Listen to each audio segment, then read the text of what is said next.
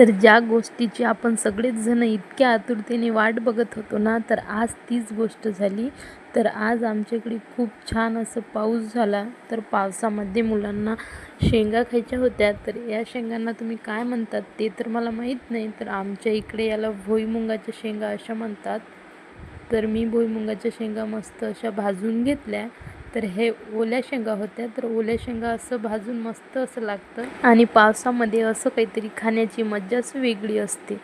तर इकडे भाजून झालेलं होतं. तर इकडे बघते तर काय असं माकडाने आमच्या घरावर हल्लाच केला होता. तर त्यांना कसंबसं मी वाटी लावलं आणि मुलांना शेंगा वगैरे खायला दिल्या. तर सानू अशी स्वरातला शेंगा फोडून मागत होती, पण तो त्याच्याच खाण्यात गुंग होता. दोघा भावांनी मस्त असं शेंगा एन्जॉय केला. तोपर्यंत मी इकडे चहा बनवायला घेतला. तर मी कोराच चहा बनवत असते. तरी इथे मी अद्रक ठचठचत ठेचून घेतली आणि मस्त असं चहाला उकळी येऊ दिली. तर इथे आपला चहा पण तयार झालेला होता. तर मस्त आम्ही चहा एन्जॉय केला. तर तुम्हाला माझा व्हिडिओ कसा वाटला तर मला कमेंट बॉक्समध्ये नक्की सांगा बरं का.